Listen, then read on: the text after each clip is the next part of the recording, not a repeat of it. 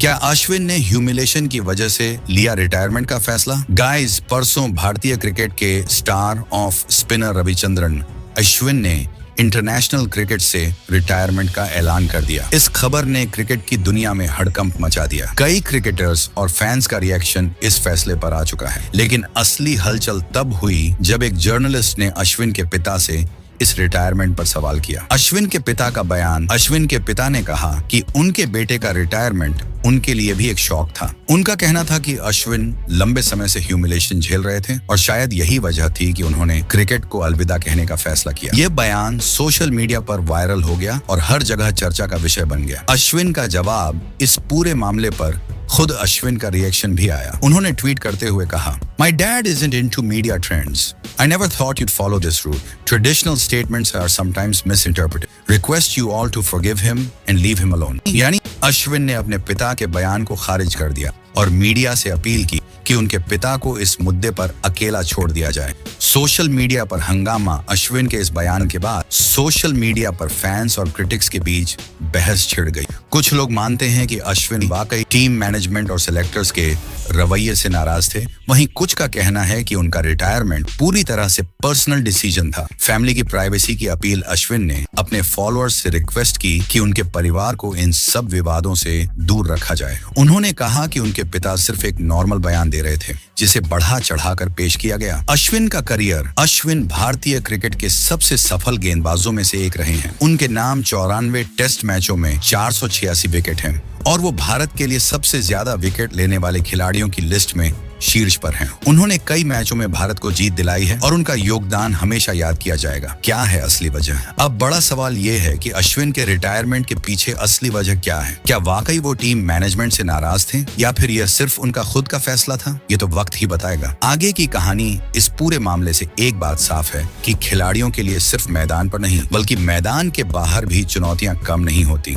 अब यह देखना होगा कि अश्विन अपने रिटायरमेंट के बाद क्रिकेट से जुड़े रहते हैं या नहीं। आपकी राय। दोस्तों, आपके क्या विचार हैं अश्विन के रिटायरमेंट को लेकर? क्या यह सही फैसला था या फिर उन्हें कुछ और वक्त खेलना चाहिए था? नीचे कमेंट करके बताएं और इस मुद्दे पर अपनी राय शेयर करें। India versus Pakistan champions trophy और आईसीसी के फाइनल डिसीजन पर बड़ा अपडेट। गाइस, आखिरकार आईसीसी ने चैंपियंस ट्रॉफी 2025 और आने वाले आईसीसी इवेंट्स को लेकर फाइनल फैसला ले लिया है। कुछ समय पहले यह तय किया गया था कि इंडिया के सारे मैच चैंपियंस ट्रॉफी 2025 में हाइब्रिड मॉडल पर खेले जाएंगे। अब इससे जुड़े और भी बड़े अपडेट्स सामने आए हैं। आईसीसी का बड़ा फैसला। आईसीसी 2024 से 2027 तक होने वाले सभी इवेंट्स के लिए हाइब्रिड मॉडल को फाइनलाइज कर दिया है। इसका मतलब ये है कि पाकिस्तान की वह शर्त जिसमें उन्होंने कहा था कि वो इंडिया जाकर नहीं खेलेंगे, मान ली गई है। क्या है hybrid model? Champions trophy 2025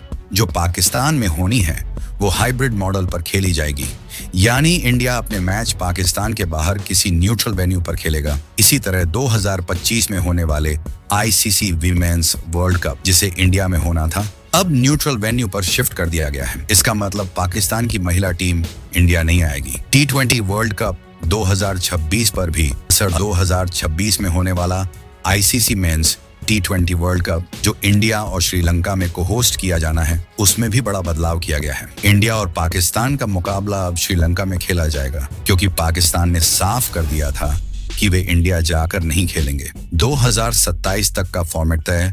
ICC ने 2027 तक सभी टूर्नामेंट्स के लिए यही फॉर्मेट लागू रखने का फैसला किया है। इसका मतलब है कि जब तक दोनों देशों के रिश्ते सुधरते नहीं हैं, तब तक भारत और पाकिस्तान के मैच न्यूट्रल वेन्यू पर ही खेले जाएंगे। पाकिस्तान की जीत या समाधान।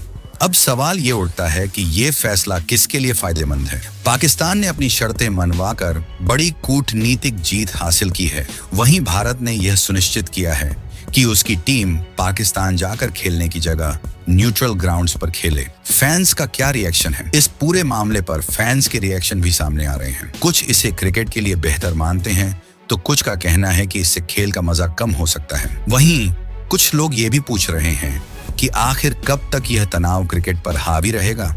आगे क्या होगा? अब चैंपियंस ट्रॉफी 2025 और बाकी टूर्नामेंट्स पर सबकी नजरें पेश पाएं। खासकर भारत पाकिस्तान मुकाबलों का इंतजार हर क्रिकेट फैन को रहेगा। हाइब्रिड मॉडल कितना सफल होता है, ये देखने वाली बात होगी। आपकी राय? दोस्तों, इस फैसले पर आपकी क्या राय है? क्या हाइब्रिड मॉडल सही फैसला है या इससे क्रिकेट पर गलत असर पड़ेगा? कमेंट करके अपनी राय जरूर बताएं।